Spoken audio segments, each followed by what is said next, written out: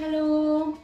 사랑하는 제자주교회 성도님들, 추석 연휴와 이어진 공휴일들을 잘 보내고 계신가요?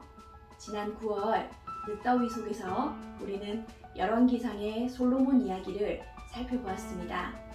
이제 10월에는 솔로몬 이후의 이야기를 살펴볼 텐데요. 이번 성경의 숲과 나무도 두 편으로 준비되어 있으니까 꼭 1편, 2편 모두 시청해 주시면 감사하겠습니다. 태평성대를 이루었던 솔로몬의 시대가 열왕기상 11장에서 끝나고 이제 열왕기상 12장부터 이스라엘이 북이스라엘과 남유다로 분열된 이야기가 등장합니다.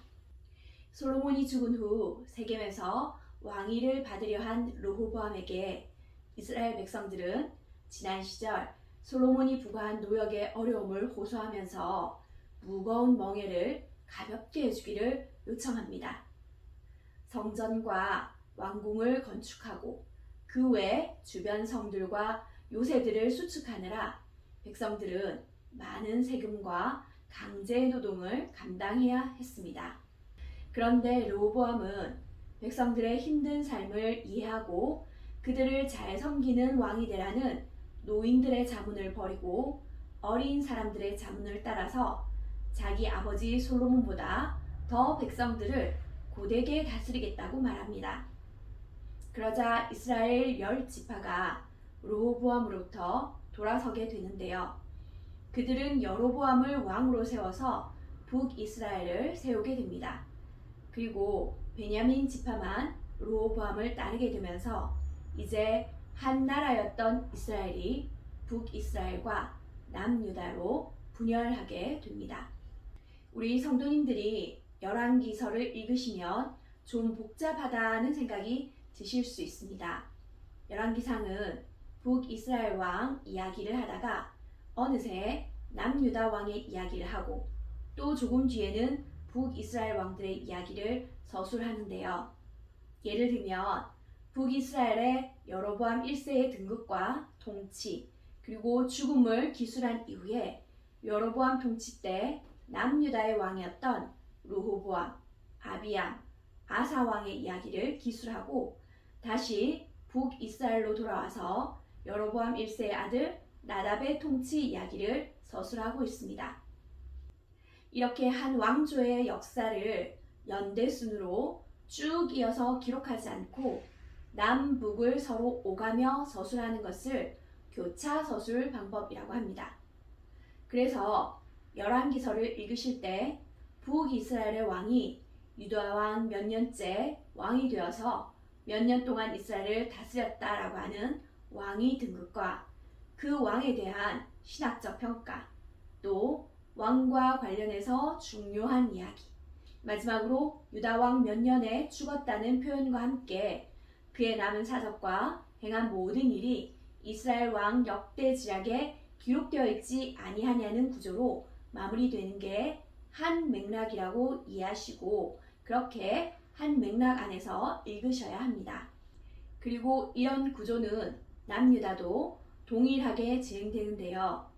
남유다의 경우 북이스라엘과는 다르게 왕의 어머니가 누구인지에 대한 표현이 왕위 등극과 죽음 서술에 등장하는 차이점이 있습니다.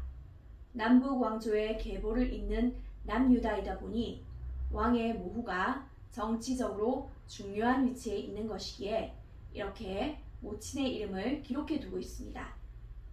또 다윗 왕조가 계승되는 남유다는 앞서 소개한 왕의 아들의 이름이 언급되면서 왕위를 이어서 왕이 되었다는 기술이 있는가 하면 북이스라엘의 경우에는 왕위 계승에 대한 서술이 별로 없는데요. 북왕국의 경우 8번의 반역으로 9개의 왕조가 세워졌기에 아들에게 왕위가 계승되는 경우가 희귀한 거죠. 이 또한 남유다가 상대적으로 정치적 안정을 누렸음을 보여주는 표현입니다. 그래서 8번의 반역과 9번의 왕조 교체가 기술되는 북이스라엘의 혼란과 불안에 비해서 왕위가 자녀에게 계승되는 남유다의 정치적 상황이 상대적으로 안정감 있게 기술되고 있다는 것을 기억하시면서 묵상하시기를 권해드립니다. 그러면 혼란과 불안의 연속인 북이스라엘에 대한 내용부터 살펴보겠습니다. 이스라엘이 둘로 나뉘어진 가장 큰 이유는 표면적으로는 르호보암이 어리석었기 때문입니다. 하지만 그 전에 솔로몬의 배교로 인해 하나님께서 나라를 나뉘게 하시겠다고 선언하셨는데요. 그 이후 하나님은 북이스라엘을 여로보암에게 주시겠다고 하시면서 여로보암이 다윗과 같이 행하면 여로보암을 위해 견고한 집을 세우고 이스라엘을 주겠다고 약속하셨습니다.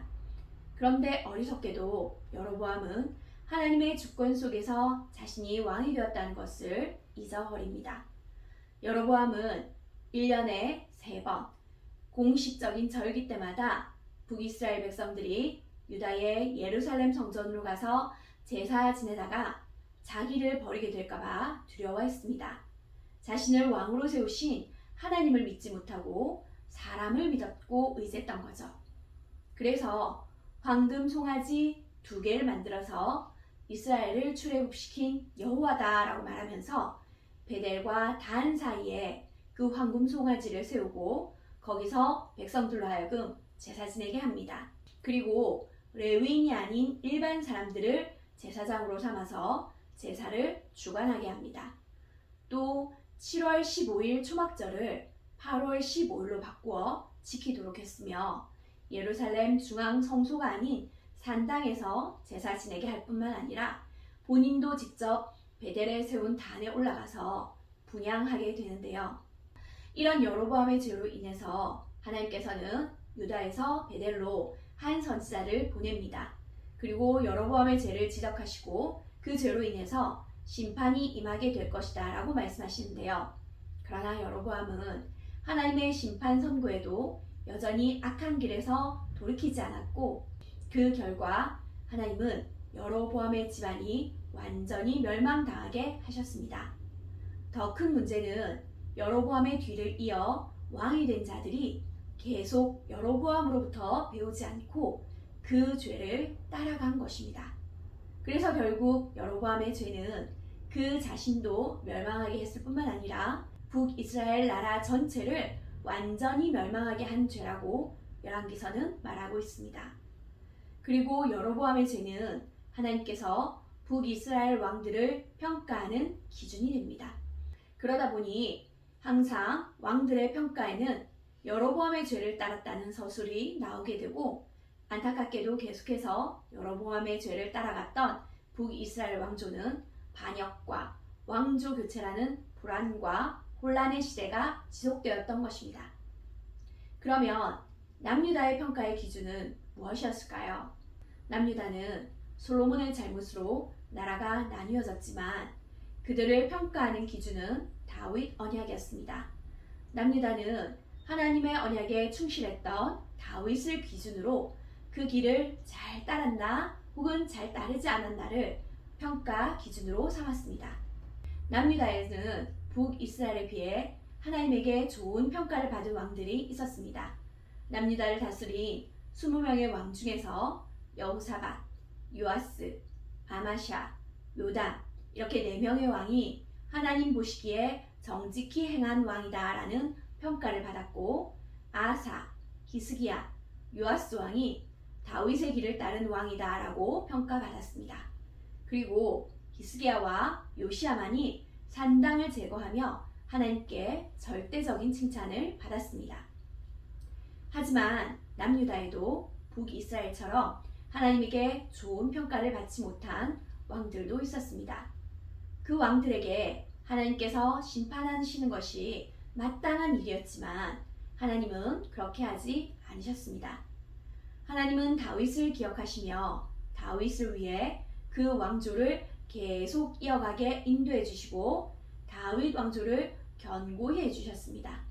그러면 다윗의 길을 따르지 않았던 남유다 왕들은 어떤 잘못을 했을까요? 남유다 왕들이 지적받았던 죄는 산당을 제거하지 않은 것입니다. 이 죄는 남유다에만 해당되는 죄는 아닙니다. 이스라엘 전체에 해당되는 죄인데요. 산당은 높은 곳 혹은 높은 곳에 있는 신당이라는 뜻으로 이스라엘이 가나안을 정복할 당시 모세가 가나안 땅에 들어가서 반드시 없애야 하는 곳이라고 알려준 곳입니다. 가나안 토착 신앙의 근원지였는데요. 가나안인들이 높은 산이나 작은 산 혹은 푸른 나무 밑에 제단과 주상을 세워놓고는 우상 숭배를 하던 곳이었습니다. 그런 곳을 이스라엘 백성들은 가나안 정복 후 그대로 두었습니다. 그리고 그 산당을 하나님을 예배하는 장소로 사용했는데요. 우상 숭배의 장소가 하나님을 예배하는 곳으로 바뀌었다는 것은 좋은 일이 아닌가라고 우리가 생각할 수 있는데요. 문제는 아세라 목상이나 우상의 형상을 제거하지 않고 버젓이 세워놓은 산당에서 하나님과 우상을 겸하여 섬기는 종교 혼합주의의 신앙 형태를 북이스라엘뿐만 아니라 남유다도 계속 가지고 있었던 것입니다.